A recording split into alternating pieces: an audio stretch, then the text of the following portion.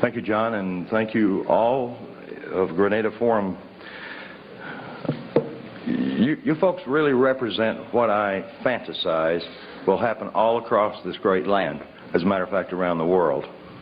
You've heard a number of speakers in the past that have enlightened you on a variety of subjects. The one tonight, this is very apropos that it be Halloween. This is probably the worst story you've ever heard. I spent a great deal of time trying to not want to believe this. But unfortunately, the evidence is that support not only Cathy O'Brien's story, and the other evidence is that that Senator John DeCamp from the Nebraska cover-up, Franklin cover-up as it's known, support what you're going to be hearing tonight. In addition to that, there has been a tremendous amount of information that has surfaced over the past really 3 years that has come from people who have been on the front lines. Not only therapists, but we have got generals and colonels from all branches of the military and members of intelligence that have provided us with literally tons of documentation, not only supporting Cathy's story, but thousands of others just like her. Cathy O'Brien is not unique. I wish she were, because if she were, I would not be in front of you right tonight, because it would mean that this problem went no further. Unfortunately, that is not the case. What has happened to Cathy O'Brien is happening all around the world, and it's happening in daycare centers, it's happening in homes, and not homes of Appalachian people who lack or lack any education or any written language skills, who have been practicing incest for years. This is happening as a result of a very coordinated effort that has come out of the intelligence communities, again, from around the world. My role in all of this is relatively simple, but nevertheless complex. I'm going to give you all a background tonight of about a few minutes of MK Ultra information, and I request that you all write some questions down for us. We cannot take verbals. We will take written questions. You don't have to sign them or put your name down there, and we'll attempt to answer as many as possible. Please make the questions relevant to the subject matter, because I can't, nor can Cathy, discuss what we may surmise are other victims, other than the ones that are the most obvious ones, like Timothy McVeigh. And again, it is not our experience. We have no proof. We only have Mr. McVeigh's admissions and some other information that would support it. But that's an example of our limits. We prefer to answer any and all questions individually, standing up in front of you, because there is no such thing as a bad question. We spent about 5.5 years on the lecture circuit with law enforcement and mental health. Now, that was done to protect us. It was also done to ferret out as much information as we could regarding other survivors, as well as ferreting out information through law enforcement, or I should say cooperative law enforcement, who were like you all. They're free thinkers, and they knew something was going on, but they didn't understand it. I will attempt to give you as much background on myself so that you'll have some understanding of how I was able to do what we've accomplished, Cathy and I. But our main concern, of course, remains the same focus, and that is to get this information out to the populace of this country and all the other countries that are affected, and we don't know of many that aren't, and also to affect Cathy O'Brien's institutionalized daughter, Kelly, who, by the way, went into an institution when she was 8 years old, right after I rescued them, and she remains in that institution or a institutionalized setting to this day. I don't know how many of you all can imagine being a child and being raised in a mental institution. But I can assure you it is not a pretty sight, even though Kelly has not been mistreated as she had been prior to going into the institution. External control of the mind is not something new. It's thousands of years old. It's recorded in caves. It's recorded the exact formula for trauma-based mind control in the Egyptian Book of the Dead.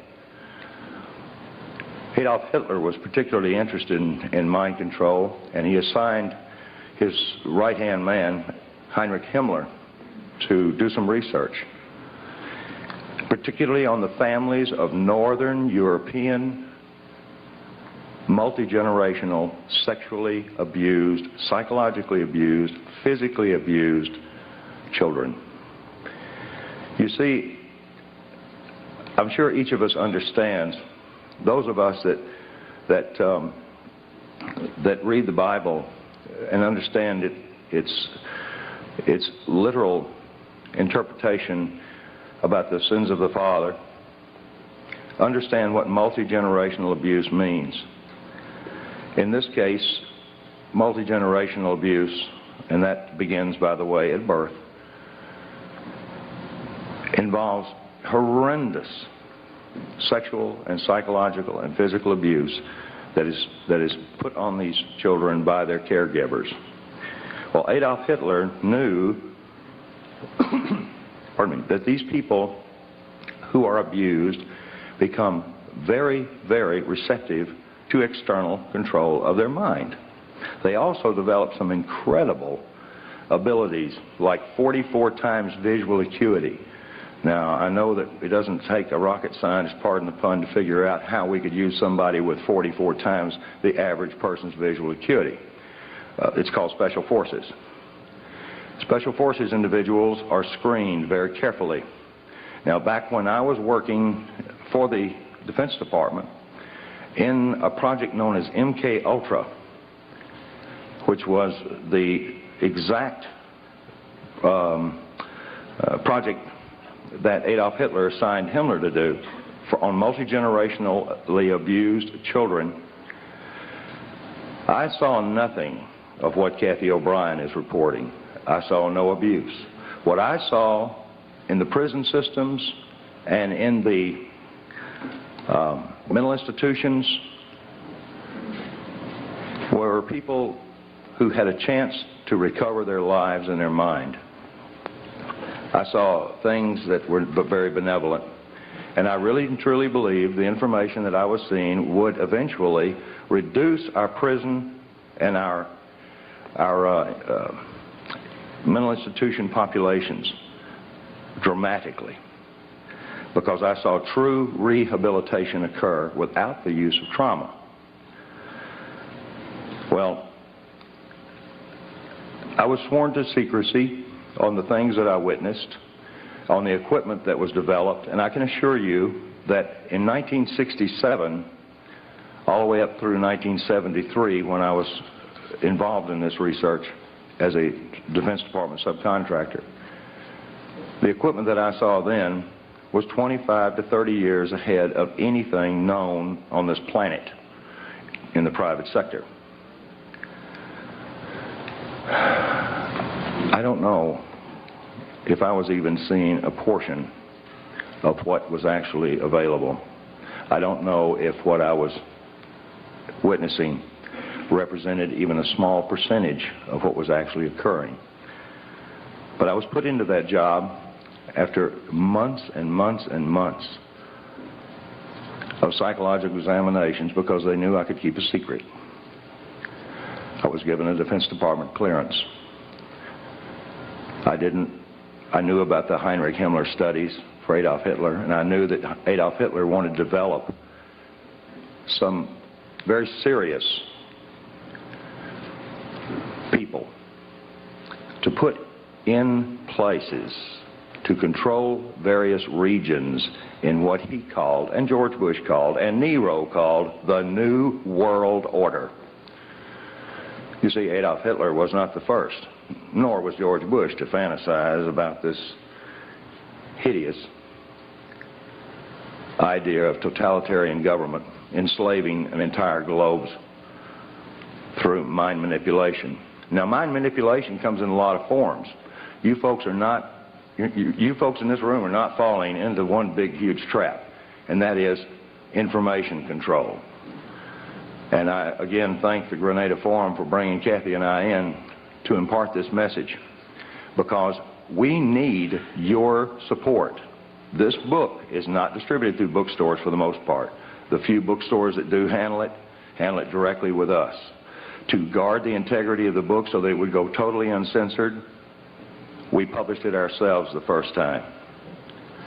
We now have an opportunity before us because many of the people Cathy has mentioned in the book have been indicted for a variety of reasons, or are facing indictments, or have fled their respective countries, or stepped down from power. For one simple reason: corruption that they could not cover up. Now, the corruption that we're talking about here goes beyond, I hope, most of you all's limits of experience. It certainly went beyond mine. I had a household that was this is totally alien to. But what Adolf Hitler began in his adamant research on, he had the largest number of human subjects from which to work and do his horror on. And it was even accepted by most of the people in his country that these prisoners of war were indeed to be subjected to anything that he chose that would better his country. Well, MK Ultra took on the same scientist, because in 1947, when the National Security Act was formed,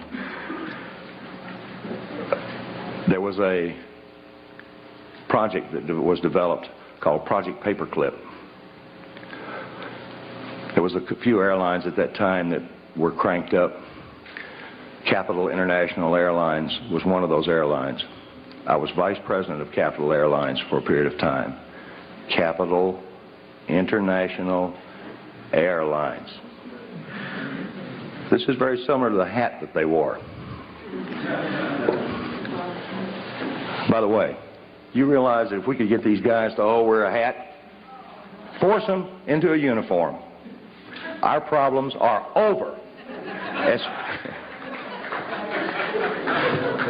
I told Cathy, I said, I don't know how to introduce this information.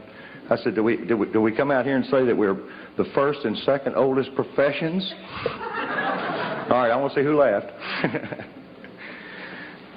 Well, Cathy O'Brien certainly is a remarkable person, but I can assure you the prognosis for recovery of someone who has been horribly abused before age 5, before the brain is fully formed, the recovery I should say the level of recovery is very good. These people can lead normal, productive lives, even though they've experienced, in most cases, a lifetime of horrific abuse. That was the thing that surprised me the most.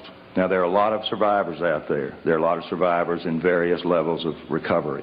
Cathy is, again, the only one that we know of that is vocal, that has written a book, that's been validated, and we haven't been locked up.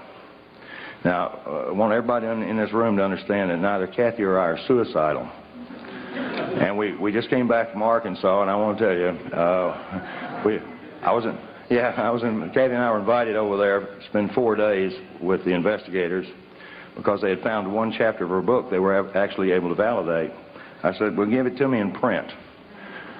And they said, we can't do that. I said, well, okay. Can I use this recording? I was only joking. They patted me down before I went in.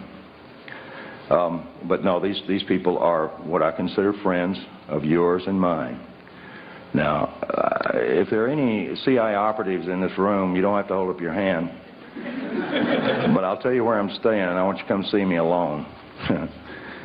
Particularly if you're trying to disrupt what we're doing. Because this information that Adolf Hitler was developing, we developed through Project Paperclip. Project Paperclip was the importation of Nazi and fascist scientists into this country after World War II that saturated our universities, saturated our Fortune 500 corporations, saturated NASA. It built NASA. And it has infiltrated every aspect of society with its filth. Filth in child pornography, filth in blood rituals and hideous religious beliefs that involve human sacrifice, anything to traumatize the mind. Some of these, I'm approached by a number of avid researchers that say, well, this is Satan behind it. Well, I want to tell you, these are people behind it, because I worked for the airline that brought these folks in. I had no idea what I was involved in, but I was recruited by Capital International Airways for the purposes that I could keep my mouth shut, and I worked on a need-to-know basis. Most operatives do not know who they're working for. There are over 86,000 of them in this country. Now you divide that by 50 and see what you come up with. This place is crawling with Big Brother. The KGB never had that many functioning operatives in high levels as we do in this country. 1984, George Orwell's book, really was a grim prophecy that has come true. Most people are saying, we got to stop this New World Order from taking over. It's already here. We're in it. Now let's understand who the players are and some of their tools. Mind control, whether it be trauma-based mind control to develop a totally robotic human being, is one type. Fortunately, it requires a great deal of horrible trauma that somebody's got to put on to these people. And it requires something more than just pushing a button on a console. There is equipment available now that we cannot protect ourselves from. And the amazing part about this equipment is it's available to everyone in this room. I don't quite understand the philosophy about making pain field generators and another device called an MDD-1, which uses a dual coil electromagnetic pulse system, which affects our cerebral cortex. Stops logical thought. You couldn't balance your checkbook if one of these things were turned on, nor could you think to turn it off. Any more than Cathy O'Brien could have thought to have walked away from her victimization. This is not the beaten wife syndrome. This has nothing to do with an economic situation. This has something to do with robotic mind control. There are tons and tons of documents. Tranceformation of America is a book. Our book, an autobiography, Cathy's autobiography. I wrote the first 4 or 5 chapters to give you a briefing. But what this book contains is her life, that which we can validate. When this book was printed, we had over 27,000 documents. 27,000 documents fit into 5 file cabinets. We now have over 3 tons of paperwork. General Russell Bowen recently, I won't say fled, he doesn't like that, I'm sure. General Russell Bowen, who was one of the originators, and he's set up Operation Watchtower, the CIA's drug op. By the way, how many of you believe that the Central Intelligence Agency is the world's largest drug dealer? Can I just see? Okay. So that makes our country the largest drug dealer on the face of the earth. And I resent this. I know now why the intelligence community did not want me for an officer. I know now why I was not privy to some of the stuff that I am now, unfortunately, very privy to. Because I think I'd have blown the whistle on them. There's a lot of whistleblowers out here now, and you folks are getting to hear them. You've been hearing them for years. This is one of the longest, oldest running groups that I'm aware of. I see a lot of familiar faces out there. And I see some people that, if they were in my position, would do exactly the same thing Cathy and I have had to do. I'm not into this. I was hired because I could keep secrets. This is against my programming. But I can assure you of this. It would be against God and everything that I am if I didn't get up here and talk and present Cathy O'Brien so that she can present her story.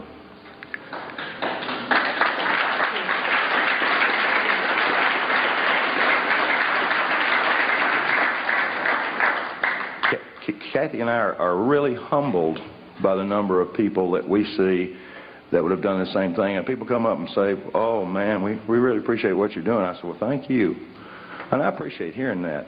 I even appreciate people when they say, this is hard to believe. I'm going to look at this book and I'm going to look at these documents. I tell them, please, please, please do this. Look in the back of our book and you'll get a thumbnail sketch of some books that you can get that are written by doctors, intelligence officers, and a number of other concerned professionals who present the elements of what Cathy experienced. In 1977, the 95th U.S. Congress had met because this is good news, because I wouldn't have 1 ounce of credibility up here as far as MK Ultra goes if this didn't come out, and I couldn't even tell you the code name. But in 1977, the 95th U.S. Congress met to address an issue that a Dr. Ewing Cameron, the founder of the American Psychiatric Association, the APA, the lobby group in Washington that controls what doctors do for our heads when we run into trouble. APA, psychiatry is the youngest of all the healing arts, and it is the most primitive of them all because, yes, and I'm sure there's psychiatrists, may be psychiatrists in this room after that clapping. I'm sure they won't hold their hands up. But I know there are therapists in here. I've seen 2 already.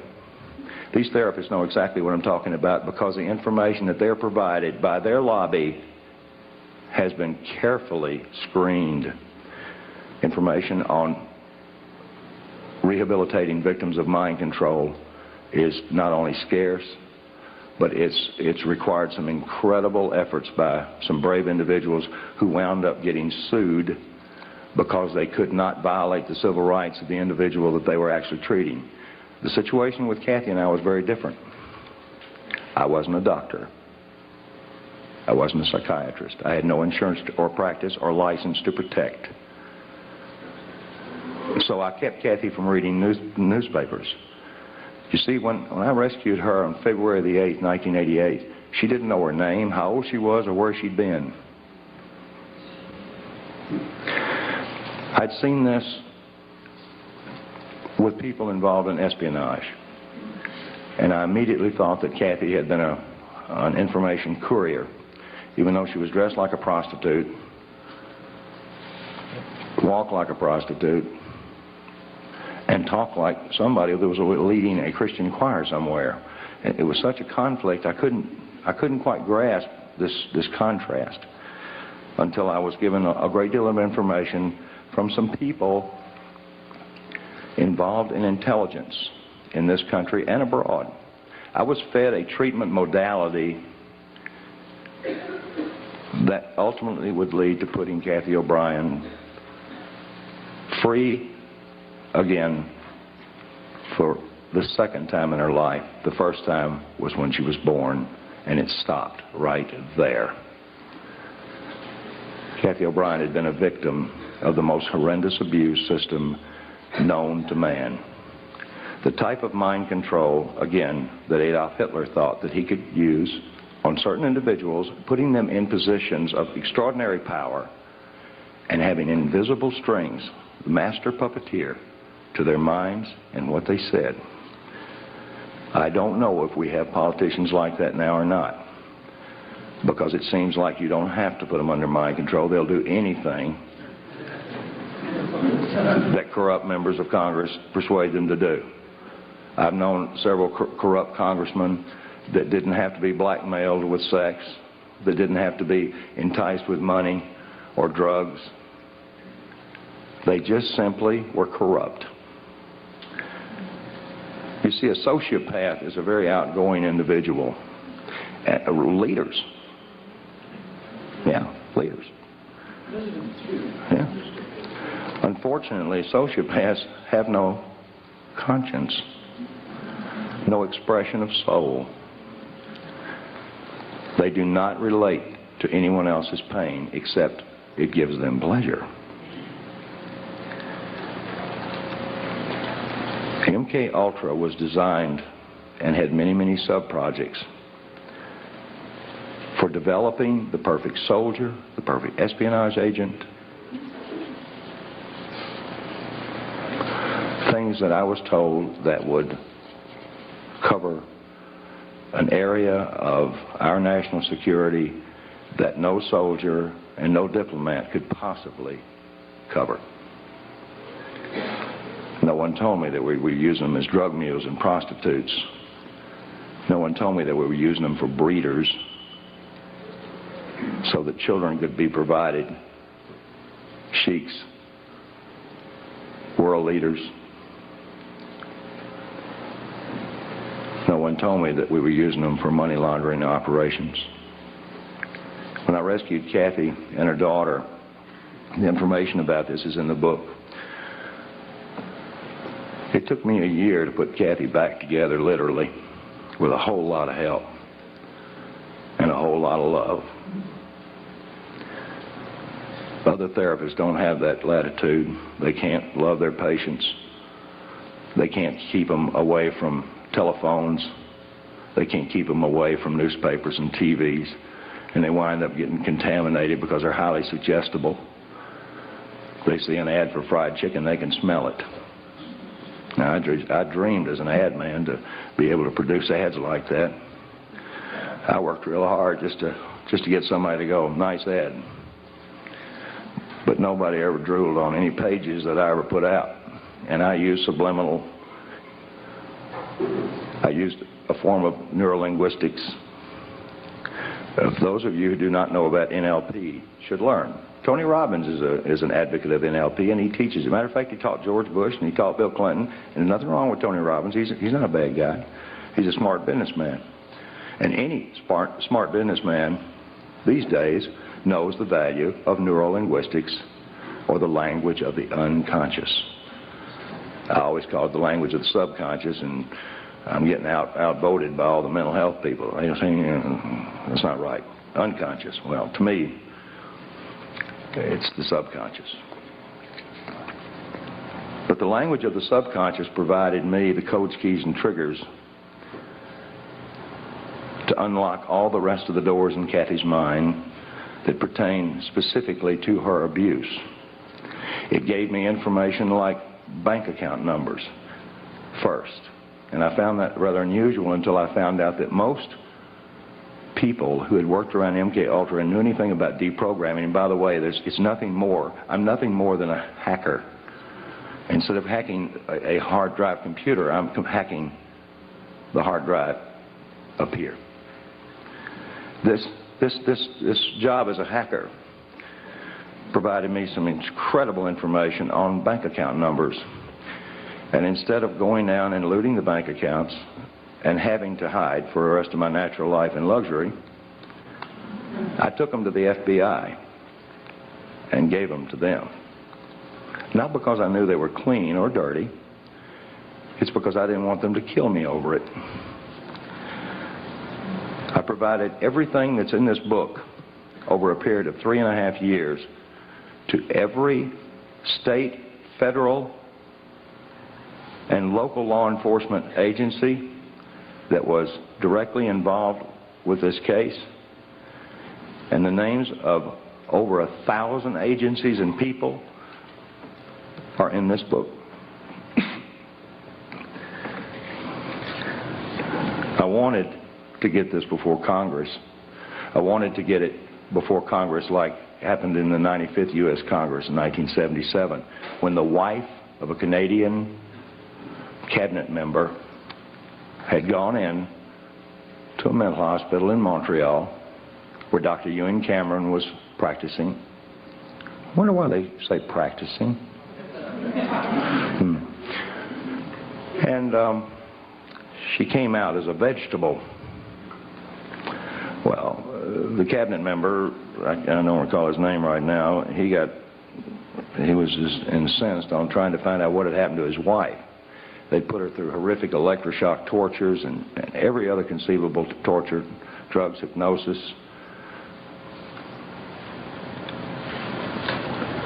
Unfortunately, many others were involved in Dr. Ewan Cameron, the founder of the APA's experiments. Some of those recovered ones, I'm in touch with 2 of them, and these people are highly functional and most likely will be doing the same thing we're doing. One of them will be in the very near future. I don't know of any in this country that have recovered to the point where Cathy O'Brien has, because no doctor can dedicate 16 to 18 hours a day, day in, day out, 7 days a week, and violate every civil right that they've got and get away with it legally. Nor can they have their patients legally go into the safes or safe of their handlers and pull out their diaries. Ooh. By the way, in one of the diaries, it's got Bill Clinton's home phone number. It's got Dick Thornburg on a coke deal for $20,000. And the list goes on. This is a small group, gang. I suppose, if you consider the population of the United States, it's so fractional, these bad guys that are in control of all of us, it's so fractional that we wonder what on earth could they be doing. People wonder how does Clinton survive all of these attacks against him? How did George Bush survive the attacks against him? Well, he didn't. He went out of office, but I don't believe anything changed. I believe the guy that he had for his replacement did exactly what he wanted to do, like start out with NAFTA and GATT. We're, as David Icke so eloquently said, a one-party system. There are ways to change that, and there are a number of people that are making some very positive efforts in that direction. But that's their job. My job and Cathy's job is to stand before groups like you, very nervous, because we're not nervous that we stand in front of you so much as we want to make sure that the information you get will excite you enough to where you'll go out and talk about it, or go out and investigate it and talk about it some more. That's all we want to do. We attempt to get our books out by the case, and they get real cheap when you buy a case of them. One box of books, 36 books, $252 if we deliver them. This book is information. It is truth, and it is truth that will set us free. I am absolutely intent on the idea that the information contained in this book will indeed reach the eyes of those who can see. And the information contained on this video that's being produced right now will reach the eyes of those that can hear and see truth, so that they will get out and begin to wonder why Sirhan had the same psychiatrist, Jolyon West, Lee Harvey Oswald, Timothy McVeigh. Now, boy, I'll tell you, this guy's real popular. He's right down here at UCLA. He was also the first person to call me on my unlisted, unpublished, fake name telephone out in the boonies outside of Anchorage, Alaska, after I rescued Cathy and her daughter. And a woman by the name of Margaret Singer, who may be a friend of one or two of y'all out there, but I don't miss a chance to bring out the fact that she was the one that sent another character in on us up there. I wasn't I wasn't connected well enough to be told not to do anything on my own. And at the time, I was absolutely out of my mind from hearing this stuff. I was suffering from what is known as post-traumatic stress disorder. I was shell-shocked after hearing what Cathy and Kelly were showing me, and then or telling me, and I was showing this information to members of the intelligence community and members of U.S. Customs and other branches of federal law enforcement who validated it for me. Thank you.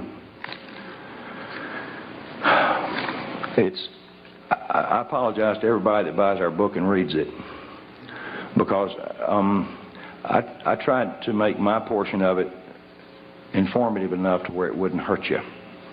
And I told Cathy that she had to include enough detail in the book, such as the anatomical details of her alleged abusers, so that we could get them into court and make them drop their pants.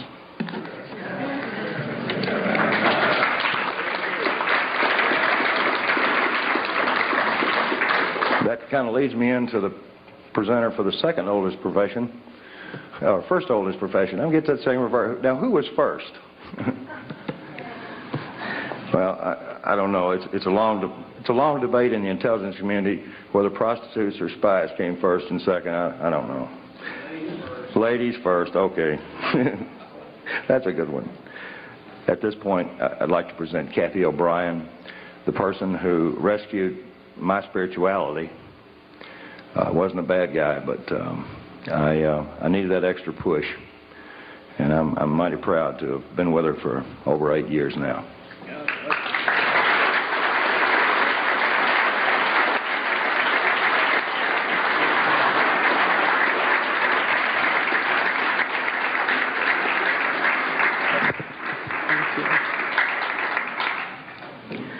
I want to thank each and every one of you for coming out here tonight to arm yourselves with knowledge about a tool that's being covertly used to usher in what Adolf Hitler and George Bush termed New World Order, and that's mind control.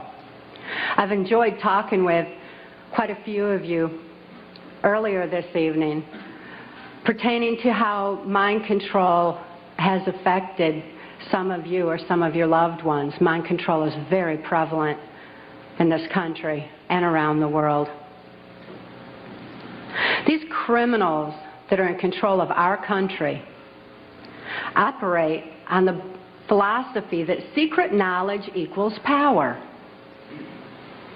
Many government secrets and personal reputations were staked on the belief that I could not be deprogrammed to remember those things that I was supposed to forget. They were wrong.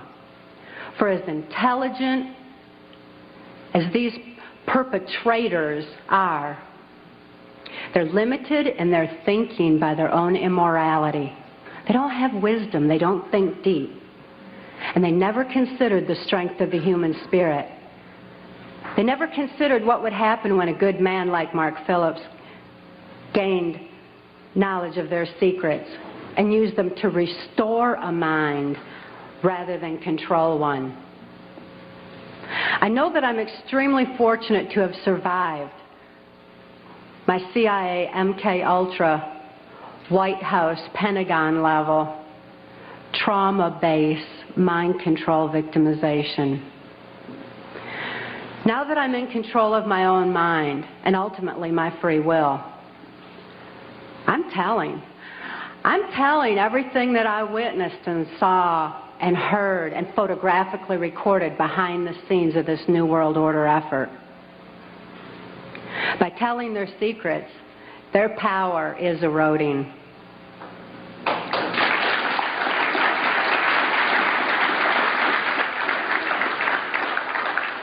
I also speak out to give voice to the many mind control victims and survivors out there who can't think to speak out and tell what they know and what they've endured.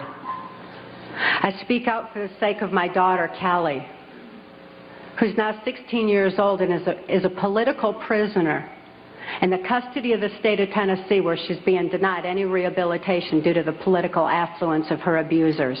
She's counting on Mark and I to get this word out on her behalf. For Kelly's sake and for your sake, Mark and I have gone to great lengths to document the facts and the truths that are listed in our book, Transformation of America. Transformation of America is self-published, uncensored, so that you can have the facts that you have a right to know and a need to know. These truths have been covered up and kept from all of us for a long time under a blanket of so-called national security. This is the same blanket of national security that has prevented us from obtaining justice despite the extensive evidences and documentation we have. We have over 27,000 documents and evidences. Government insider testimony, medical records, more than enough evidence for any legal procedure in this country, including congressional. But this blanket of national security has stopped us from obtaining justice. It's time for truth to prevail. It's time that these truths were brought to light for the sake of humanity as we know it. I'd like to begin by defining mind control by my experience. I realized that my experience was extreme, that the extensive, total robotic, absolute mind control I endured is more limited than the kind of mind control that's proliferating in society. Mind control has kind of a sliding scale where you've got the total robotic mind control on one side, and you've got mind control that's proliferating, such as in occultism in this country, or global education 2000, where children are losing their freedom of thought and their ability to critically analyze. There's so many different aspects of society that are affected by mind control in varying degrees. It's imperative that this information get out. And as I explained, my victimization, it certainly can be applied to all different facets of mind control and mind manipulation. And as Mark and I have heard so many, many times from people who have read the book and heard us speak out, that this is a thread that's tying things together. All of a sudden, this whole new world order is making sense. The erosion of constitutional values, the erosion of morality in this country, all of a sudden, it begins to make sense when we learn about mind control. I was born in 1957 in Muskegon, Michigan, to a multi-generational incest-based family. This means my father was sexually abused as a child, my mother was sexually abused as a child, and they were sexually abusing me. My father sexually abused me as far back as I can remember, and I've often heard him state that he began substituting his penis for my mother's nipple while I was still an infant. I tell you this so that you can understand that my sexuality was confused in infancy. It was put into an area of my brain that's much like survival, like eating and drinking would be.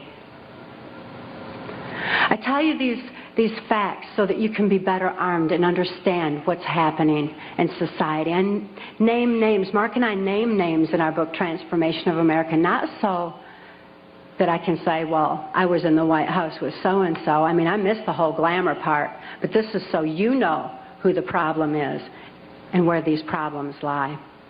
The sexual abuse that I was enduring was so horrific that I developed dissociative identity disorder. This used to be termed multiple personality disorder, and I'm so glad they've changed it to dissociative identity disorder because it really more aptly describes the compartmentalization that occurs when a person endures trauma that is literally too horrible to comprehend. Even though I couldn't understand that what my father was doing was morally wrong, the pain and the suffocation of his abuse was so extensive that I developed dissociative identity disorder. It certainly was incomprehensible. There was no place for it in my mind to deal with such horror. Therefore, I developed a compartment in my brain, a little area behind amnesic barriers that was actually the neuron pathway shutting down in my brain in order to compartmentalize the memory of the abuse so that the rest of my mind could function normally as though nothing had happened. So if I'd see my father at the dinner table, I didn't remember sexual abuse. But as soon as he unzipped his pants, the part of me, that part in my brain that knew how to deal with that horrific abuse, the neuron pathways actually physically opened up so that that part of my mind could deal with my father again and again and again as needed. I certainly had a lot of experiences within that compartment that dealt with my father's abuse. But I didn't have a full range of perceptions. I had a very limited perception, a very limited view. Therefore, I'm so glad it's not termed personality anymore.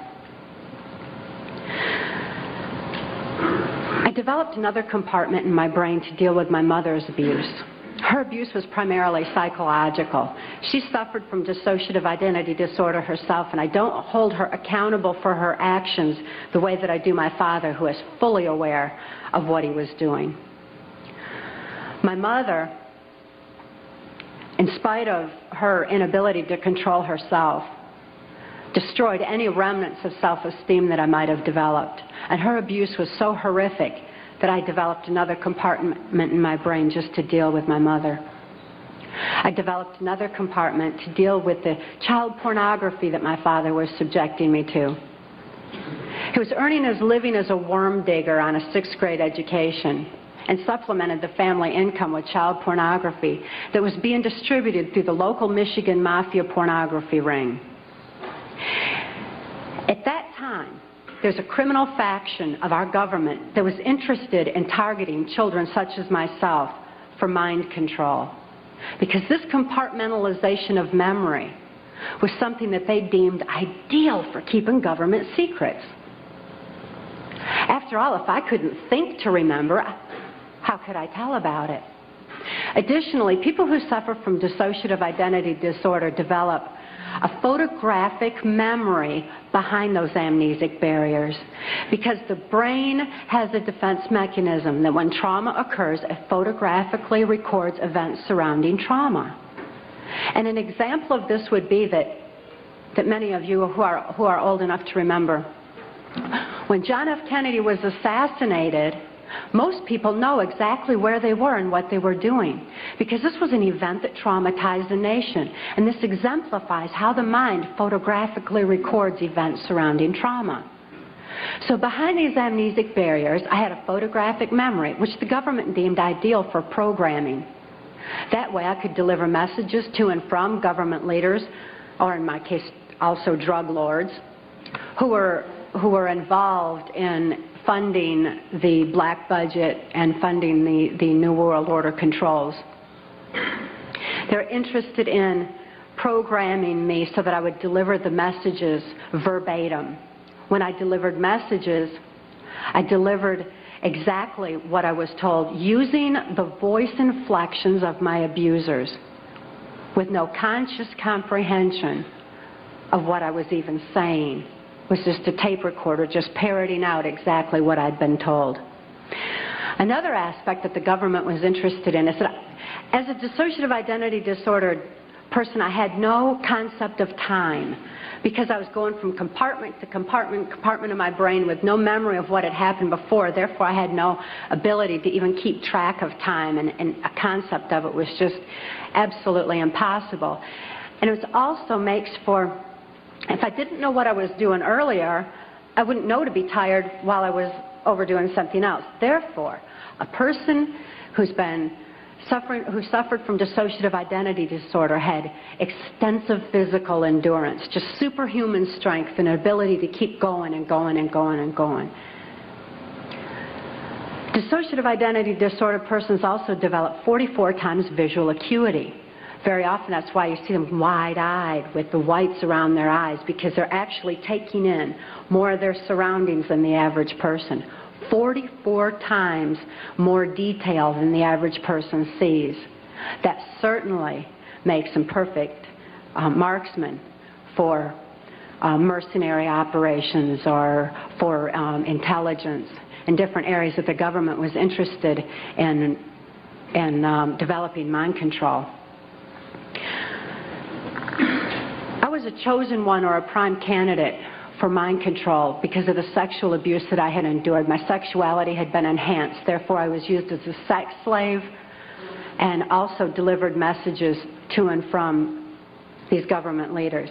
At that time, because a government, this criminal faction of our government, was so interested in dissociative identity disordered persons, they knew that any child that was subjected to child pornography had to have endured trauma so horrible that they had to be suffering from that disorder. Therefore, this criminal faction of our government sanctioned this child pornography ring so that they could identify and target children such as myself for the project.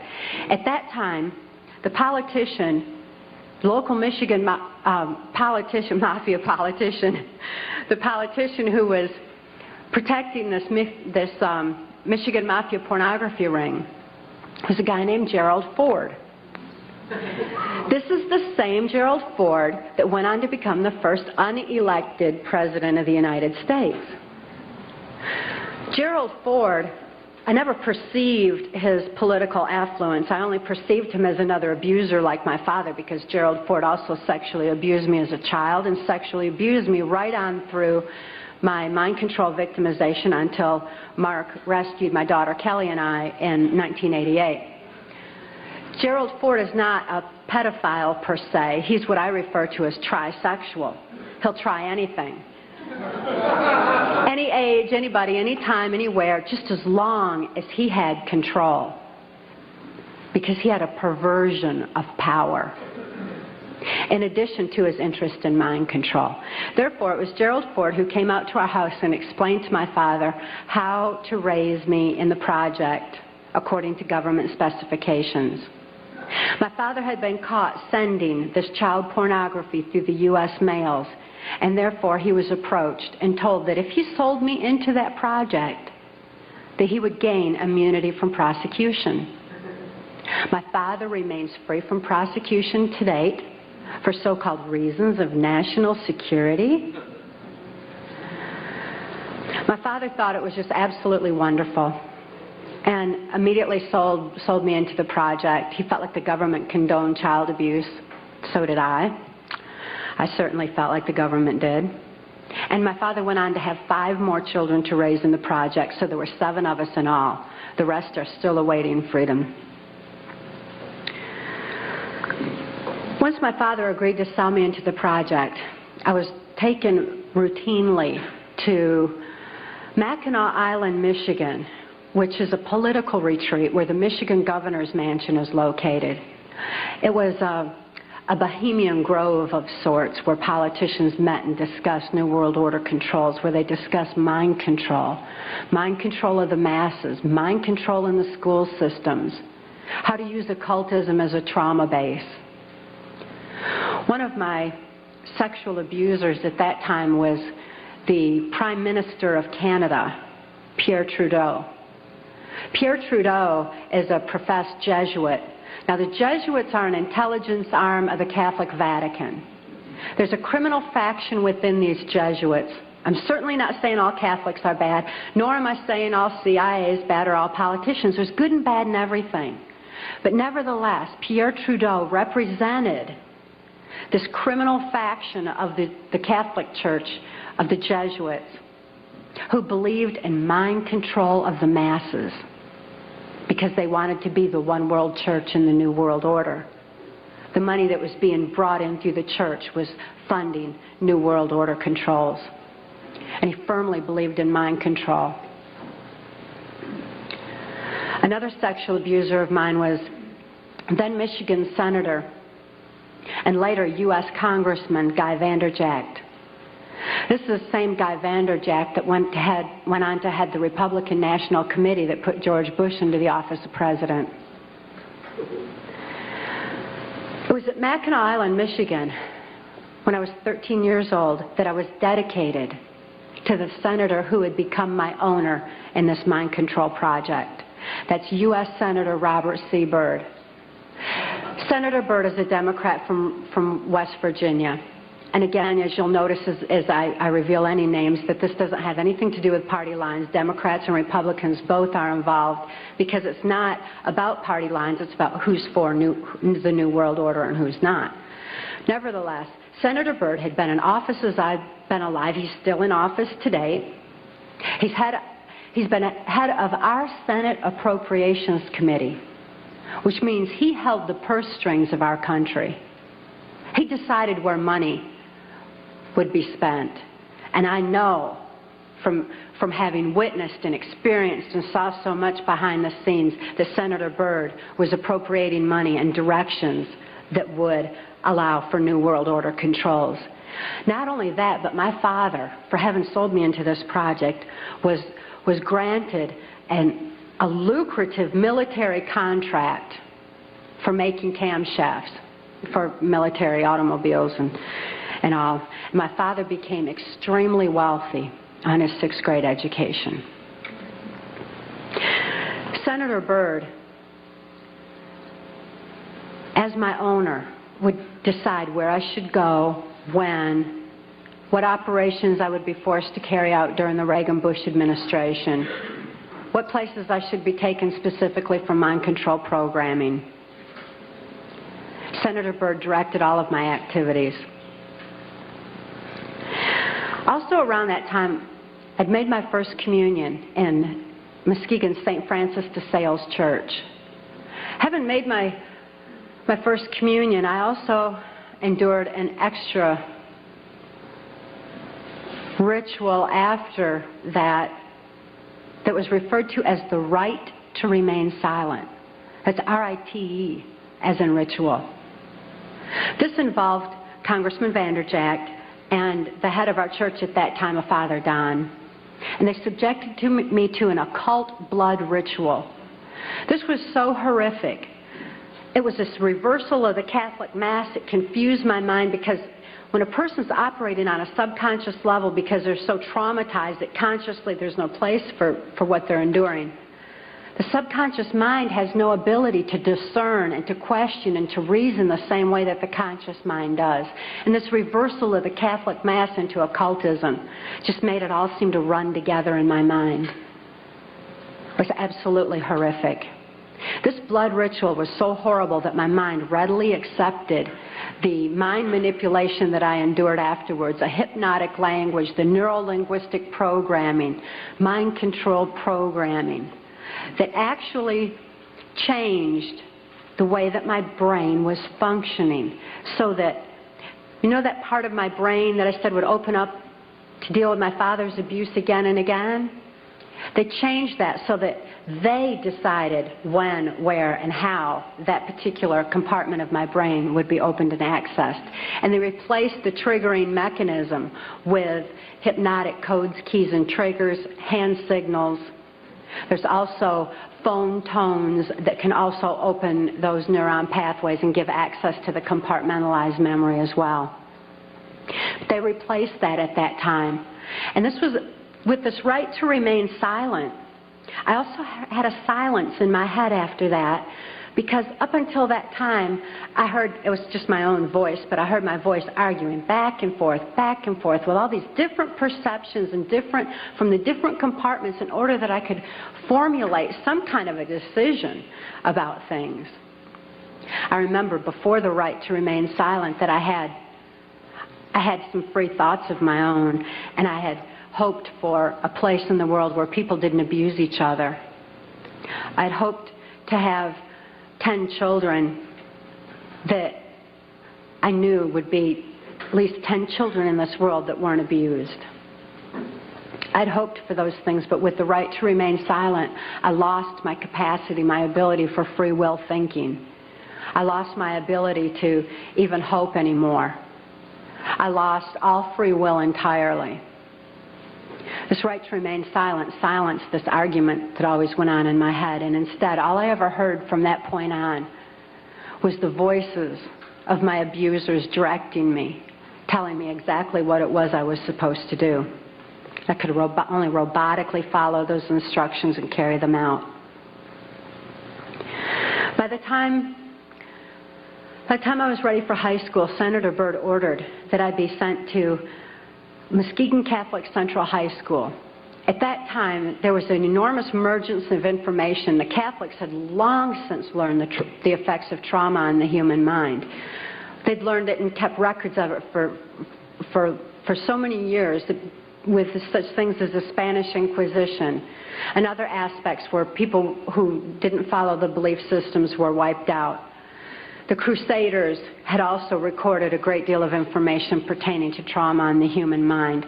This information was being merged with the Hitler-Himmler research that the CIA had taken and had been advancing on. The combination of the merging of the information was very powerful.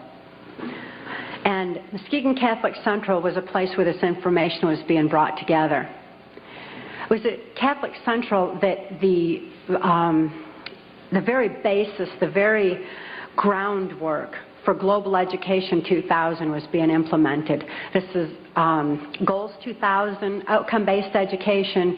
There's many different names for the program that's being implemented in our school systems. It's being forced on our children by the federal government. Global Education 2000 was designed to increase our children's learning capacity while decreasing their ability to critically analyze. That way they would just readily accept whatever they were told without any question and just take all the information in. At Catholic Central, I got straight A's. I did really good in school because I was photographically recording everything in class. I endured occult ritual in the school chapel, as did numerous other students in the school. I certainly wasn't the only one. As a matter of fact, by that time, I really thought the whole world was involved in this kind of abuse. By then, my whole environment was saturated with it. This occultism, this trauma, created the photographic recording of all that I learned in school. Of course, I had no ability to critically analyze it or to creatively use it in any way, but the information was sure in there. It was while I was at Catholic Central that Gerald Ford went into the office of president. I had been conditioned by that time to believe that I had no place to run and no place to hide.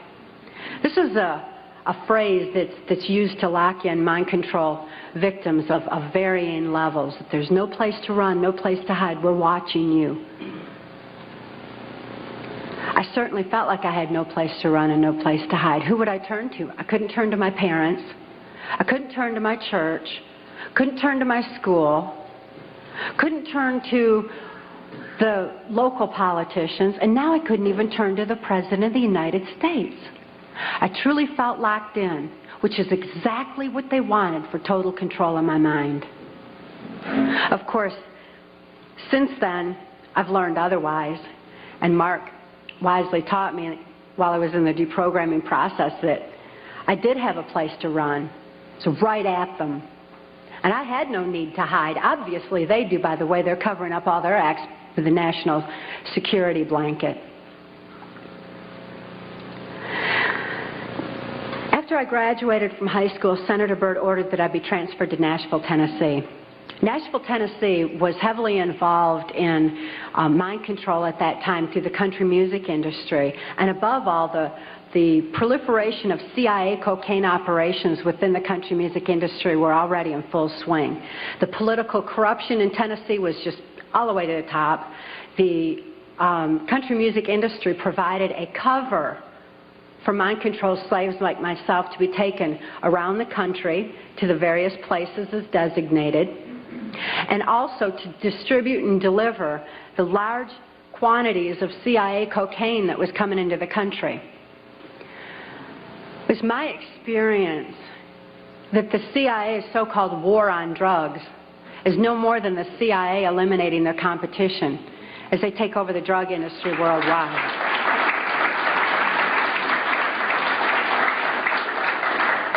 They took their war on drugs to our street corners and turned our streets into a bloodbath. The country music industry provided the cover for distributing the cocaine, so Senator Byrd wanted me to be within the country music industry. Besides that, he fancied himself an entertainer of sorts, and he fiddled on the Grand Ole Opry from time to time. When I was first sent to Nashville, he was playing on the Opry that night, and he had a musician behind him, a guy named Wayne Cox.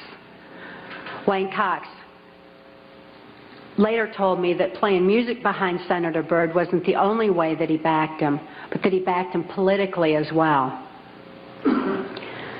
After the Opry that night, I endured an occult ritual again. Occultism is oftentimes used as a trauma base for mind control. Who can comprehend that kind of a trauma? A blood ritual is absolutely horrible, and it's a perfect trauma base for mind control, for the compartmentalization of memory. I witnessed Wayne Cox murder a railroad bum down at Nashville's Union Station. It was abandoned at that time, and there were bums around, and he shot him right between the eyes and cut off both of his hands, which was Cox's MO for murder.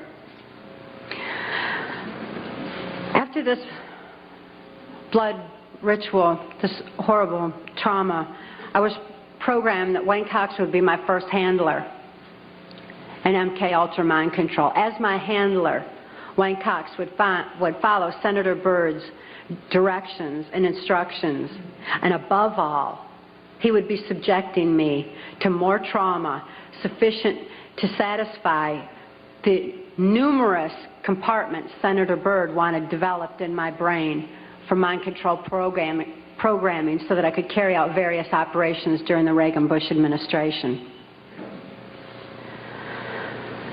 I endured numerous occult rituals after that. Wayne Cox at that time was working directly under the direction of Louisiana Senator J. Bennett Johnston, and he took me to his hometown in Chatham, Louisiana.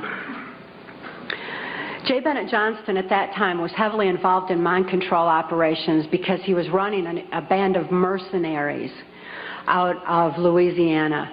At that time, this band of mercenaries were going in and out of South America.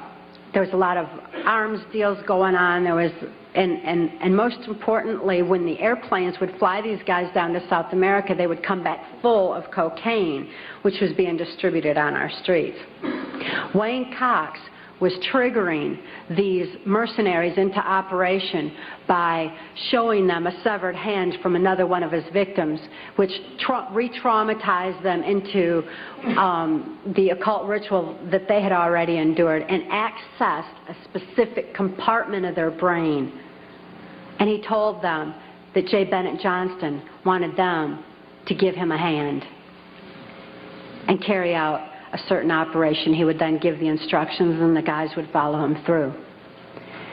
So J. Bennett Johnston was heavily involved. At that time, it was 1978, and it was determined that I had endured sufficient trauma to carry out my first trial run operation. An enormous quantity of cocaine had been flown in on one of these operations, and I was to deliver it into the neighboring state of Arkansas. By that time, Bill Clinton's drug operation was in full swing. He was governor of Arkansas, and I delivered this cocaine to a remote airport in Ouachita Forest, which I've since identified as Mena Airport. I also delivered a little packet of information and a small quantity of cocaine, a personal stash from J. Bennett Johnston, to Bill Clinton. I delivered it to Bill Clinton, and he cut out 2 lines of the coke, and he did inhale.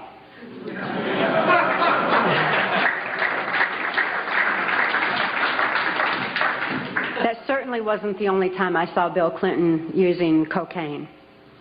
My sexual experience with Bill Clinton was extremely limited, in spite of the fact that I was a sex slave. It was my experience that Bill Clinton is bisexual, leaning far more towards a homosexual end. All I've ever seen him involved in was the homosexual activity, with very limited experience with him myself. Whereas my experience was much more prevalent with Hillary Clinton, because Hillary is also bisexual, leaning more towards a homosexual end, and it was she who accessed my sex programming. to fulfill her perversions. Around this same time, J. Bennett Johnston subjected me to some other mind manipulation that involved, instead of an occult theme, an alien theme. Now these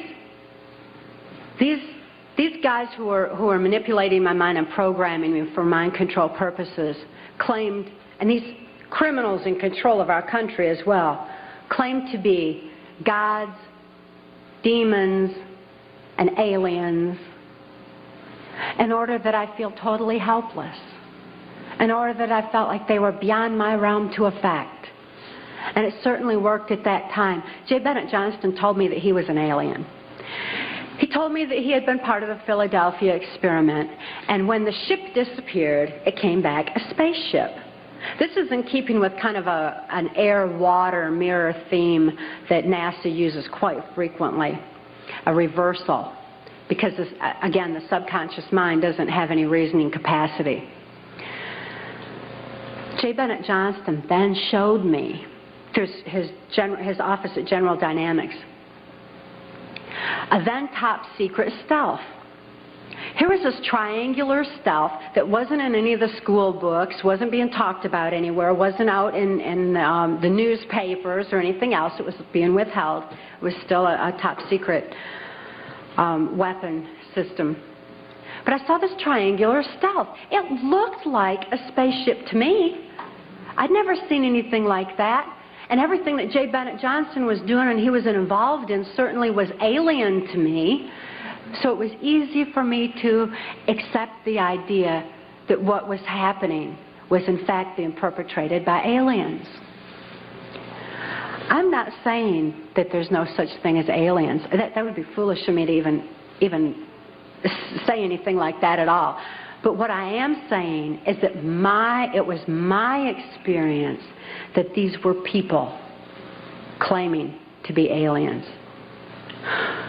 If there's a reality out there pertaining to any alien influence, we need to sort out the government misinformation and disinformation and mind manipulation techniques that they're using. I know for a fact that the plan is to make all of us feel totally helpless, that what's happening is beyond our realm to affect because we've been taken over by aliens, that our Independence Day is dawning.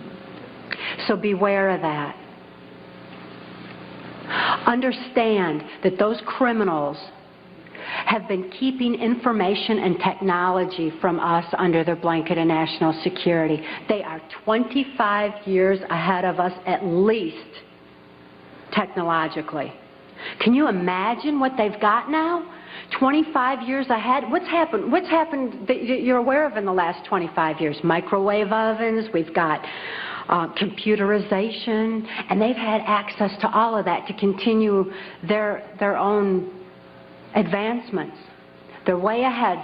So when they say, it's aliens, and they show us some incredible technology, don't fall into the trap of feeling totally helpless, that this is beyond our realm to affect. Superstition begins where knowledge leaves off. And they have been keeping knowledge from us for a long time. People have all kinds of belief systems. And I'm sure each and every one of you has various and different belief systems as well. Regardless of what your belief system is, it is imperative that you know that these criminals are people. They are within our realm to affect. They need to be held accountable for their actions and their crimes against humanity.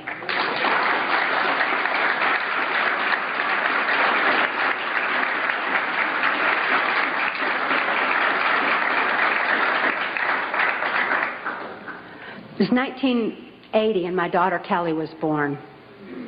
She was born directly into the MK Ultra Mind Control Project on a much higher level, a more sophisticated technological level than I was subjected to.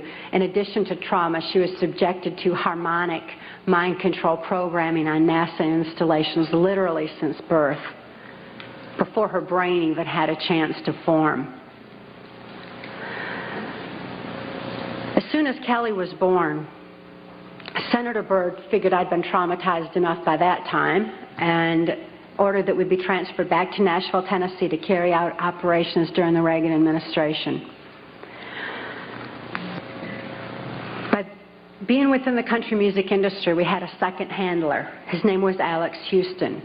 Alex Houston is a ventriloquist, stage hypnotist in the country music industry. Above all, he carries out criminal covert CIA operations that fund the black budget, and this certainly included bringing in large quantities of cocaine and distributing them through the United States, Canada. He was working at that time and provided a cover for me to be taken throughout the United States, Canada, Mexico, and the Caribbean for these criminal covert operations. As my handler, he took me to various military and NASA installations for mind control programming for specific operations that I was forced to participate in. These operations that I won't have time to get into tonight are detailed in our book, Tranceformation of America. And they involve such leaders as the President of Mexico at that time, De la Madrid, and Vice President Salinas. It was my experience that in 1984, there's a CIA trauma base, near-death trauma center that's located in Lampe, Missouri. It's called the Swiss Villa Amphitheater. And they'd bring certain involved country music acts in to bring large quantities of cocaine or bring the cocaine out for distribution, because Lampe, Missouri is just across the Arkansas line and is very much a part of Bill Clinton's cocaine operation. And it was in full swing at that time. It's also interesting to note that this Lampe, Missouri operation is where the country music industry was more conveniently relocated, you know, right there in Branson, so that it would be closer to Clinton's cocaine operations. Lampe, Missouri was a place where I heard George Bush and Bill Clinton talking, where from the point of view I had, they certainly were friends, and they didn't recognize any party lines between them. That's something for the, you know, a smoke and mirrors illusion for the public. It's not something they adhere to, because they had exactly the same agenda, and that was for bringing in this new world order. I heard George Bush talking at that time. He was talking to Bill Clinton, and I've since photographically recorded it and wrote it verbatim in our book, that when the American people became disillusioned with Republicans leading them into the New World Order, that Bill Clinton, as a Democrat, was going to be put into the office of president. This was decided in 1984. Actually, I'd heard about it even prior to that, but that, as of 1984, they were already discussing it as an absolute fact. It was also discussed in the groundwork for NAFTA that by the time George Bush went into the office of president, that Salinas was going to become president of Mexico, and they together would be bringing in the NAFTA, which was the beginning of New World Order controls. I was forced to participate in the criminal groundwork for NAFTA, the opening of the Juarez-Mexican border to the free trade of drugs, free trade of our nation's children. It's absolutely appalling, the criminal roots of NAFTA. Again, this is detailed in the book. But it's interesting to note that these political moves had already been decided way back when. And as I deprogrammed, and as I was, it was really something to me to find out people didn't know about this stuff. I mean, it was so obvious to me. I didn't realize that people were unaware and had bought into some kind of smoke and mirrors illusions of what was going on, and never thought to look behind the scenes to what was really going on. But I understand good people don't think that way. They don't have criminal minds. They don't think to look for that kind of criminal activity. Just like these guys are limited in their thinking by immorality, good people are kind of blinded from that kind of criminal activity until their eyes are open to truth. But this criminal activity that was going on at that time. The people that were involved were following directions from George Bush. I don't purport to know it all. I don't purport to know that George Bush is at the very top of all this, but he is as high up as I knew. It was my experience that Ronald Reagan answered to George Bush, not robotically, not under mind control, but willingly, because George Bush was respected for what he knew about bringing in the New World Order. Consider his past. George Bush first began with the United Nations. Then he went on to head our CIA. Then he ran our country through 3 administrations that I'm aware of, the Reagan administration, his administration, and the Clinton administration, because Reagan and Clinton both answered to him.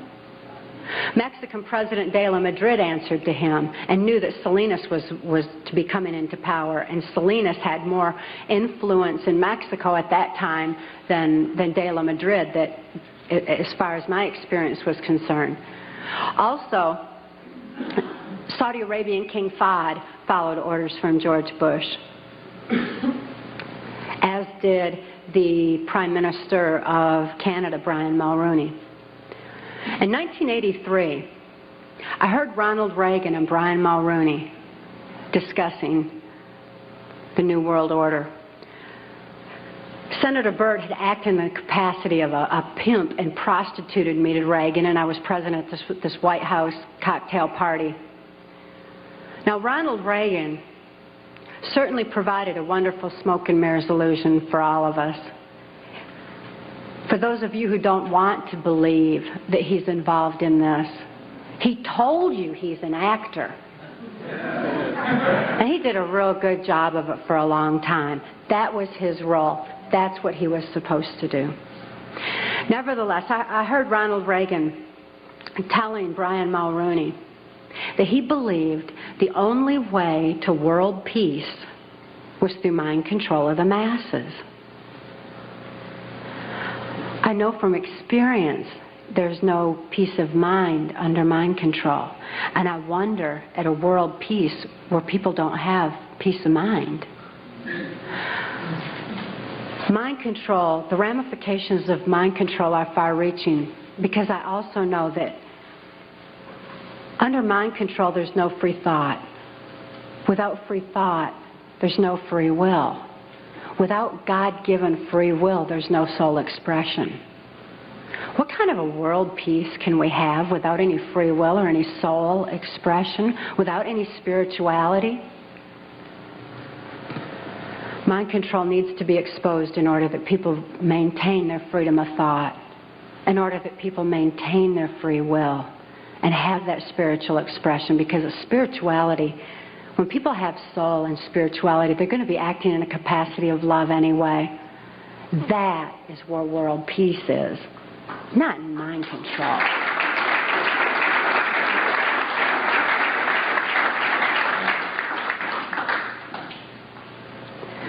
By 1988, I'd been forced to participate in numerous operations against my will, all of which I certainly would never have done. I guess if I had had any part of me that was willing to do anything like that, mind control would not have been necessary. I'm appalled at what I was forced to participate in, but I am relieved that this information's getting out, that people are passing the book Tranceformation of America hand in hand, hand to hand, so that hand in hand we can take back our country. This information is information that you have a right to know and a need to know, and their controlled medias are not going to suppress truth. Truth prevails.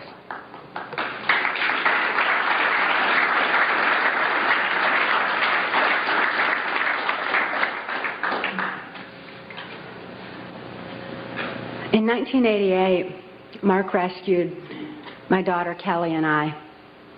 We couldn't think to escape. I couldn't think to save my daughter any more than I could think to save myself. And all those childhood hopes and dreams were certainly hadn't come to fruition. When Mark rescued Kelly and I, we didn't have any ability to even hope for good people. We didn't know they even existed. We didn't have a capacity to trust anyone. It wasn't within our realm of experience. I couldn't think to reason that Mark was a good guy. But I'd seen him with his animals.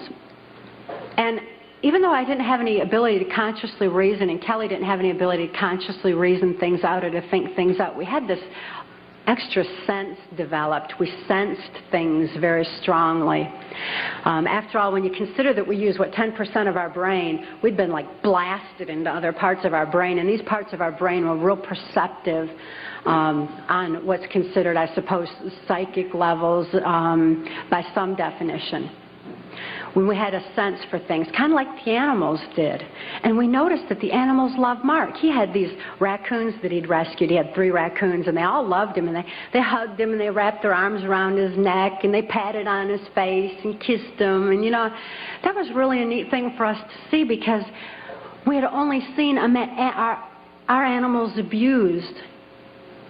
We lived on a farm. We had lived on a farm, and we had dogs and cats and horses and cows and guineas and chickens and all kinds of animals, all of which Alex Houston tortured or killed to keep us in line to, if we didn't do this, this would happen to our pet. And we loved our animals. Please bear this in mind, that people who abuse children oftentimes abuse animals. If you see someone abusing an animal, keep your eyes open, look further, make sure those kids are safe. I've never seen an exception to this rule. Not that there's not one out there somewhere, but I've never seen an exception to it. So it was very telling to us that these animals loved Mark. Additionally, when he came in and rescued us, here we were under the gun of the CIA. Everything was very precarious, to say the least. I was 30 years old. I was supposed to be killed, as most mind-controlled slaves are at the age of 30. Besides, I was considered too old for sex by that time, so I was supposed to be wiped out. But Mark came in and rescued me from certain death, and rescued my daughter from a fate much worse than death, and took the time to rescue our animals. He packed up all those cows and horses and guineas and chickens and loaded them up on these different trailers and everything, and brought them to safety as well. This had a profound impact on Kelly and I. We certainly developed an ability to trust right there and then. Mark took us to the safety and serenity of Alaska. Since we were safe for the first time in our lives, experiencing love for the first time in our lives, memories of our past began flashing on our mind's screen. As these memories flashed, and I started to remember what had happened to me and to my daughter, particularly during the Reagan-Bush administration, I became enraged. I was enraged at what my daughter had been through, the tortures I'd endured, and what the plan was for humanity as a whole. I'd have been blinded by that rage, immobilized by that rage, if it weren't for Mark's wisdom in telling me that the best revenge is total recovery. Because through total recovery, by photographically recording all those events, I could expose these people for exactly what they are, for what their plans are, for what I witnessed behind the New World Order.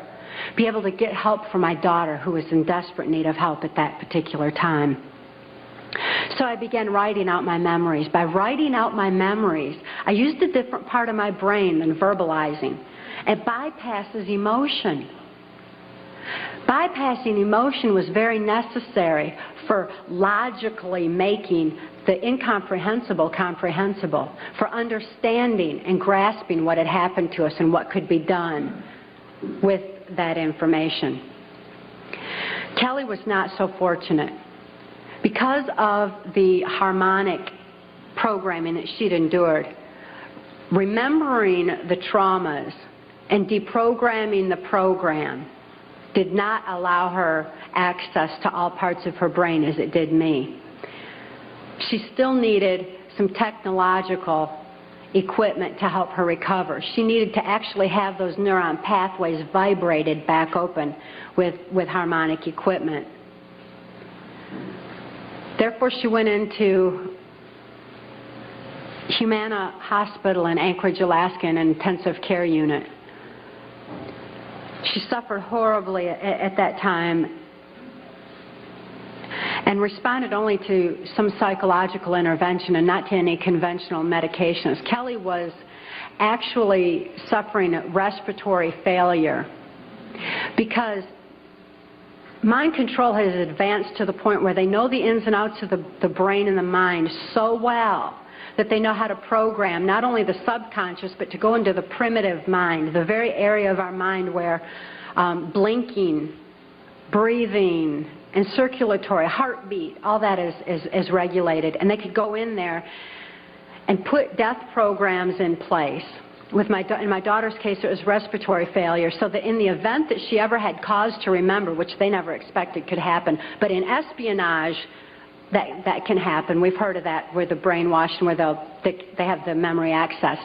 So they wouldn't have to take the old cyanide pill anymore like they used to, like spies used to.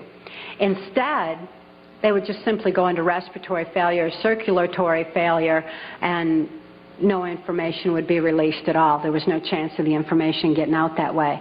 Since my daughter was being raised was genetically and mind controlled, being brought up to be in espionage, she had that program in place and it went into effect.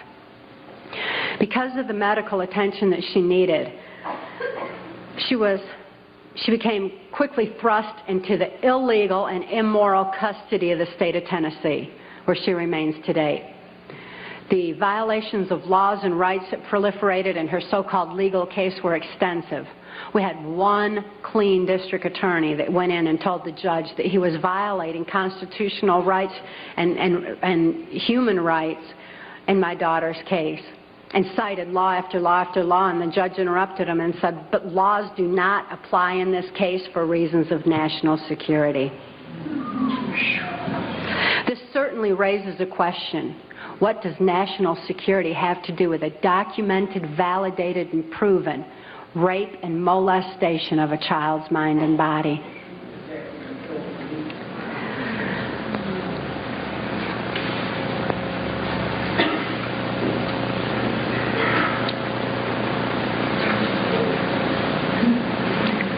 For Kelly's sake, and the sake of so many other mind control survivors out there, we need to lift this veil of national security. We need to repeal the 1947 National Security Act.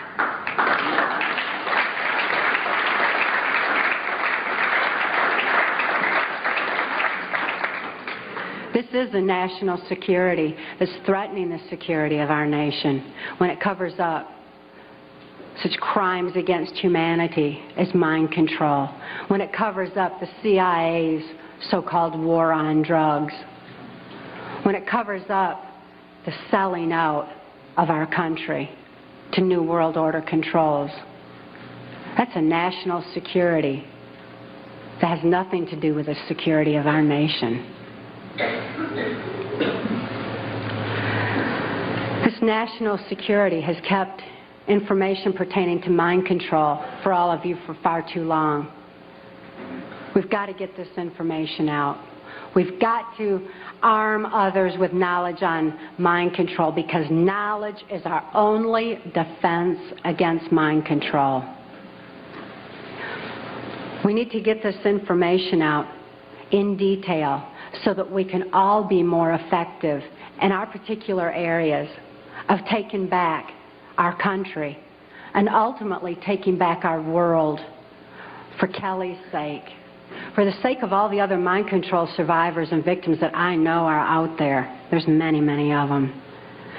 And for the sake of humanity as we know it. It is truth that sets us free. Please help us spread the word. Thank you.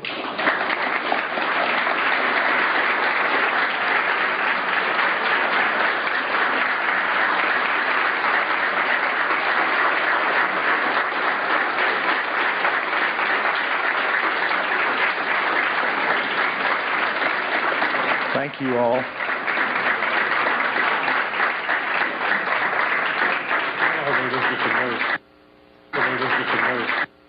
Jonestown was an MK Ultra project, but now, and that's right out of the government printing office, right out of the FOIA.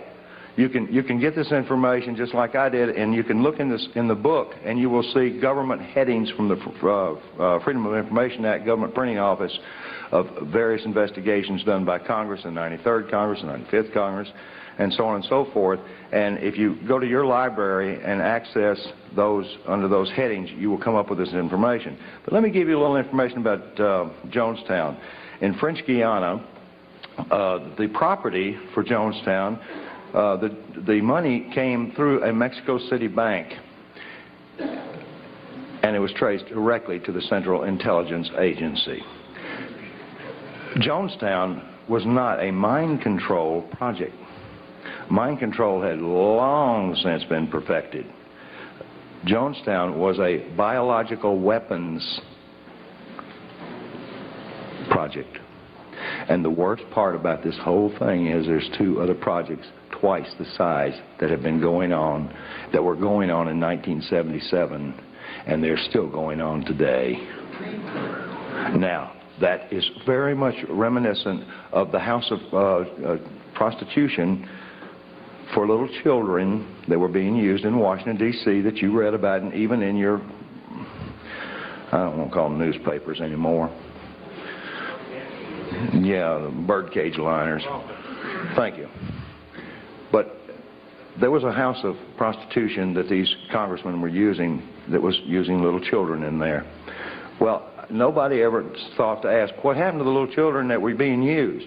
I'll tell you, they were moved right down the street, 2.5 blocks away, to 3 other houses of prostitution that still operate to this day. It's interesting to note that Wayne Cox idolized Jim Jones. He also idolized Charles Manson. This is the same Wayne Cox that's down there in Chatham, Louisiana, an occult serial killer who is immune from prosecution right now. He's free for reasons of national security. What is the name of the Jesuit order you spoke about? I mentioned in the book that they referred to themselves, not only the Jesuits, but all of them at the top of this New World Order pyramid, as the Order of the Rose. Please discuss the connection between the New World Order and the dominant network media, for example, ABC, NBC, CBS, CNN, et cetera, et cetera, et cetera. Information control, folks, is mind control. Need I say more? What you hear and what you see is all you have to base your decisions upon. We're being brainwashed. Monarch and MK Ultra program started in 1953. Do you see? I don't know that. I didn't know that Monarch project started in 53. I'd be very interested in knowing how whoever wrote me this note knows that, if you want to speak to me later. Do you see any connections between government and Satanists? No, I see a direct correlation between satanic activity as well as blood traumas and other horrific types of abuse that is used as a part of their religious belief. But I don't downplay the subject of Satanism. It's just that when you say aliens did it, demons did it, I can't do anything about a demon. I can't do anything about an alien. I can do something about a human being that says they're a demon and says they're an alien. And you all can affect those kind of folks too. But I don't know of any way to go after a demon. And I don't know any way to go after an alien. And I'm not saying there's not aliens, and I'm not saying there's not demons. But I want to tell you all something. Every single patient up until about 1982 that was presented with dissociative identity disorder, or back in those days MPD, or multiple personality disorder, was diagnosed with demons, and they went right off the edge. And if that didn't get them, the how does that make you feel got them, or your session is up got them, when they were right in the middle of an abreaction. That's re-experiencing the trauma. So the poor patient was either going to be subjected to a exorcism by a good intention, in most cases a religious person, or an exorcism of sorts from their therapist. because they didn't have any other information. They didn't know what they were looking at. They didn't realize the brainstem was scarred, very much like they have multiple sclerosis, and that you can get people to retrain the brain right through the auditory, but you can't say, let me get that demon out, or, oh, gee, I hope the alien doesn't come get you tonight, because you're reinforcing program. So no, I'm not downplaying Satanism. I'm not downplaying any sort of religious belief. What I am downplaying is a belief that it's something other than human beings. Take one. How much mind control is in the mass media? For example, last year there's no such thing as black helicopters. As of last month, everybody knows the military has black helicopters. Mind manipulation in the media is extensive, and they're controlling us by controlling our information. The same way that they're controlling children through the information that they're being fed in the school system. To answer another question, yes, it is in our school systems now. And the computers have actually been changed where the history has been altered, and people like Thomas Jefferson even left out of history in order that our children be brought up with socialistic values. So just as our children are being manipulated in the school system, all of us are being manipulated through the medias. We need to be especially careful that when trauma occurs in this country, that we're not losing any more of our freedoms, that our freedoms aren't eroding further, because they know that the traumatic effects on your mind are making you more susceptible and more suggestible and receptive to whatever controls they want to implement. So we need to be very alert to this and very aware of it. Here's a good question. Are many FBI and CIA personnel under mind control? I've heard they are. These are incredibly good questions, y'all. And I'm going to answer this question the best way I know how. I don't personally know anybody under mind control working for the CIA or the FBI. I know a lot of them that are under information control. I do know this, that the CIA and the FBI recruits Mormons with favoritism who have just come off of their mission. Thank you. Now, these gentlemen are very receptive to taking orders.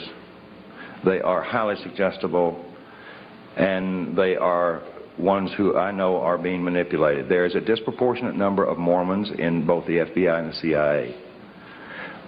I do not find that to be an indictment of the Mormons. Matter of fact, we'll be in Salt Lake City speaking on the 13th of November, addressing a number of concerned Mormons because of this very subject.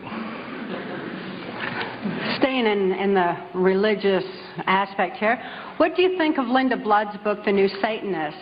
Could you talk about Michael Aquino and his M.O.? Yes, absolutely. Michael Aquino is a primary mind control programmer of mine. Linda Blood is... By the way, he's a litigant, too. He sues everybody that ever talks about him. Including Linda Blood. Including Linda Blood, except us. Now, he got on national television and said, yeah, I know that, Mark Phillips. He is going to be the destruction of all organized religion in this country. Well, now there's an indictment. Michael Aquino is the founder of the occult temple of Set that's proliferating on our military bases. He is with the Psychological Warfare Division. Was with the Psychological Warfare Division. Some of his power is eroding thanks to the exposure that he's getting through people like Linda Blood. And it was my experience with Michael Aquino that he does not believe in the power of Satan. He does not believe in spirituality at all. That's not a part of what he does. What he does believe in is the power of trauma on the human mind and the compartmentalization of memory through high voltage stun guns. How does mind control work? Whoever asked me that question, I hope they bought a book. Why aren't people able to see beyond mind control once they're controlled? Then it wouldn't be mind control. It'd be foot control or hand control or finger control or eye control. There's no conscious thought. There's no conscious awareness under mind control. You cannot think to get out of it. There's no reason to get out of it because you don't even think that you're being abused. You don't think. That's the simplest analogy I can give you. You are a reactionary robot. How do you get deprogrammed? with love, well, a lot of patience. The modality for doing that is in our book. It's a 15-step one, and no therapist can legally do it. I can, and I'm not doing it anymore. How come the powers that be haven't killed either of you? Two reasons. How many people in here believe in God? All right. Those that have your hand up know half of the reason. The other reason is we followed a very careful path to the proverbial barn. We did not make some of the mistakes that some of our predecessors have, for instance, in the Inslaw case and others. It's not that I'm any smarter. It's just that I listen well, and I know how to trust. Therefore, I know who to trust, even those that I have not seen. Another reason, too, would be they've got so many fires to stomp out now, and people bringing truth out that, you know, we're just one of many. And besides, stopping us is not going to suppress the truth. Were you ever at the Bohemian Club in Northern California? Yes. There's a chapter in the book pertaining to Bohemian Grove and some of the meetings that went on there between the politicians and world leaders that were involved. That's a place that needs to be exposed for exactly what it is. Okay. When I run into the same things over and over again, I'm not going to re-answer them. These are excellent questions. They're all excellent. Thank you. Someone asked, considering the things you've seen, the places you've been, why are you still alive today? I can tell you from personal experience, even though I can't tell you all the places I've been, I wonder how I'm still alive today. But it remains a total mystery to me, and it always will. Now, her body bears the scars. She has some of the things that they can't take away, they can't deny. Like Mr. Byrd, if he were undressed before Congress and the nation, there are things he can't deny, and Mr. Cheney as well. But there are undeniable scars that this lady carries that are not on her mind. They're on her brainstem, all over her body, thousands of stun gun scars, and a vaginal mutilation that defies the worst horror story you can imagine. Now, those are things that people don't do to themselves. Now, I had a CIA boy who was pawning himself off as an enforcement officer with DEA, who was on assignment to U.S. Customs in Florida. That should have been a tip-off. He said, you know, FBI believes she had that done to herself. I said, of course she did, with a pocket knife, moron. I said, how in the world would anybody even find anybody evil enough to do something like that? And I tracked it down. It's an ancient Egyptian practice taught to Michael Aquino. And I understand from her that he is alleged to be the one that told her handler, Alex Houston, how to use carving knives to do it. He bragged that he was a carver. He carved people. Could you please elaborate on Ronald Reagan's involvement? Oh, yes, I could for a long time. I wish we had more time. Details are in the book. I need to bring up Ronald Reagan's situation. A number of us, you know, I've got my wall in my office covered in invitations from Ronald Reagan, from George Bush, and some other presidents. One I don't even want to mention, that I was invited to dinners and inaugurations and all sorts of things through my relationships with people in the community and in the State Department. When I heard this information, I wasn't shocked about Ronald Reagan, because when I was with Ampex Corporation in the early 70s, Ronald Reagan was governor of California, and he was in big trouble because he had encouraged a MK Ultra mind control experiment to be instituted in the Vacaville prison here in California. And it made the congressional record. And Ronald Reagan is the governor that was the only governor of any state in the United States that got caught instituting trauma-based, chemical-based, frontal lobotomy, and so on, and so on, and so on, and so on, mind control in our prison systems. And now it is rampant. As a matter of fact, this is the one subject you can get more information out of Congress on than any of the rest of them. Is there any link between the homosexual prostitution ring found operating out of Barney Frank's a few years ago and your topic tonight? I can't say that I'm an authority on this, but I talked to a bunch of psychologists and psychiatrists, one of which was privy to some medical documentation on one of the children that came out of that, and the answer is 100% yes, it's connected.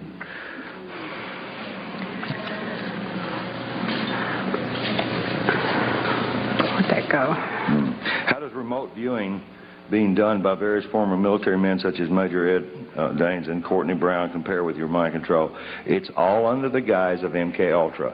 Remote viewing, anything. I was part of the Duke studies in 1967 and 68, working with the paranormal.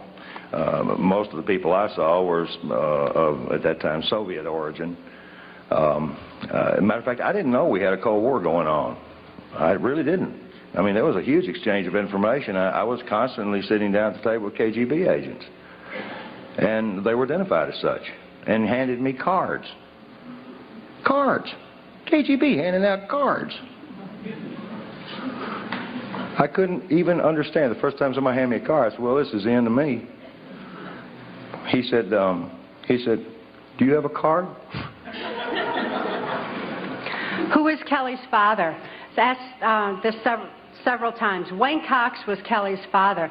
He was her father because genetically they wanted her to have the capacity to be able to kill because she was being brought up in espionage for those kind of purposes.